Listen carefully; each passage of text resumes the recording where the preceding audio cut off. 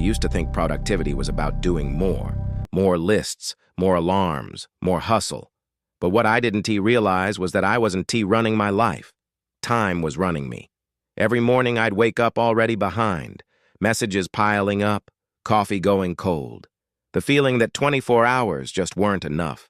Yet I'd scroll through my phone and watch people who seemed to manage everything, careers, health, families, side projects, as if they'd been given extra hours.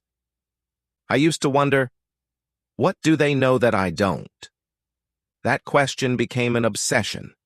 And over the years, through mistakes, burnout, and small revelations, I rebuilt my entire day from the inside out. What I discovered wasn't about squeezing minutes. It was about rewiring how I looked at time itself. It started with noise, not sound, but the constant hum of thoughts, tasks, deadlines, the unfinished sentence in an email. I realized I had filled every gap in my day with something: music, news, notifications. The mind had become a storage unit, and there was no space left to think clearly. One night, during another endless scroll, I turned the phone off and just sat there. No playlist, no podcast, just silence. At first, it was unbearable. My thoughts screamed. But then, somewhere in the quiet, a strange calm appeared. I could finally see which thoughts mattered and which were just noise disguised as urgency. That night became a ritual. Every evening, I shut everything down 15 minutes early. No screens, no light, just stillness. I write whatever's crowding my head onto a page, not to solve it, but to release it. Before you manage your time, you have to manage your mind, because a cluttered head will always waste a clear hour. The next revelation came during my commute. 2 hours every day. Walking, trains, waiting lines. I used to call it dead time, until I realized those hours were quietly adding up to another entire workday every week. That's when I began collecting what I now call portable moments. Small, light tasks that travel with me. Voice noting ideas, reviewing notes, organizing photos, budgeting, or simply thinking through a problem with no screen. Suddenly, I wasn't losing time. I was reclaiming it. 10 minutes waiting became 10 minutes investing in myself. When people say, "I don't have time," they really mean, "I haven't looked for it yet." Time hides in plain sight, in checkout lines, parking lots, and between appointments, waiting for someone disciplined enough to notice it. There's a myth that discipline means consistency at any cost. But the truth is, the same task doesn't cost the same energy at different hours. I used to work early mornings because everyone said that's when the best people start their day. But my ideas came alive in the afternoon, not at sunrise. So I began tracking my energy instead of my time. When did I feel most focused? When did I crash? After a week, a pattern appeared. Morning clarity, midday dip, late afternoon burst. Now my day moves with my biology. Morning, deep creative work. Afternoon, physical tasks, workouts, calls. Evening, planning, reading, reflection. The result? Half the effort, double the output. You don't beat fatigue by working harder. You beat it by working with yourself. For years, I was addicted to to-do lists.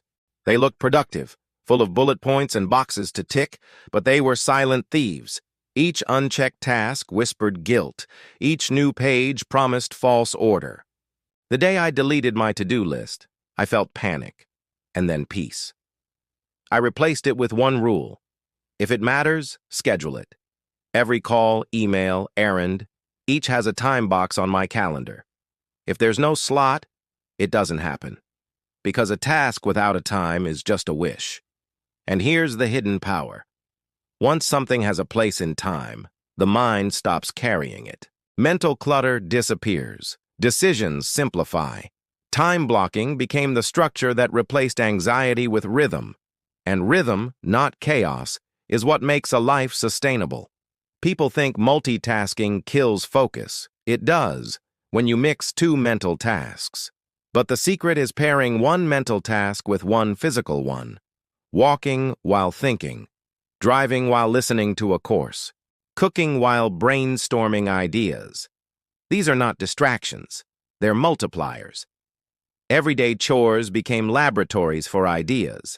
Some of my best concepts were born while folding laundry or washing dishes. I call it the two-layer life.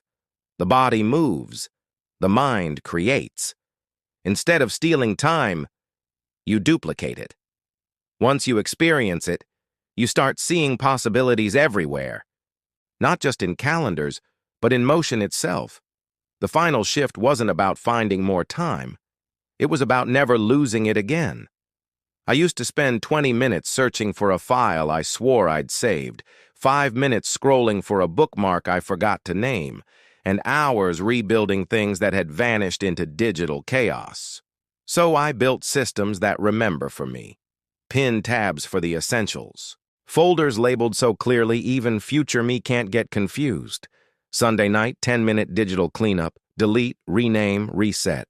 It's boring work that no one applauds, but it's the kind of quiet discipline that compounds like interest. Every click saved, every minute reclaimed, adds up until order becomes freedom. Months later, something strange happened. I stopped saying, "I'm busy," not because I had less to do, but because I finally understood what mattered. Each hour had a home, each thought had a drawer, and with that clarity came space, to think, to feel, to live. Time, I learned, isn't something you manage, it's something you respect. When you start treating hours like currency, you stop wasting them on what doesn't pay you back. Now I work less but produce more. I move slower but achieve faster. And for the first time, I have the one luxury that no money can buy: presence. Time management isn't about calendars or color codes, it's about attention. Because wherever your attention goes, your life follows. If you want to save 25 hours a week, start by spending 10 minutes differently today. Find the silence, guard the energy, give your minutes a mission, then watch as your life quietly rearranges itself around purpose. Some people will hear this and say, "I don't have time to change." But change doesn't need time. It creates it.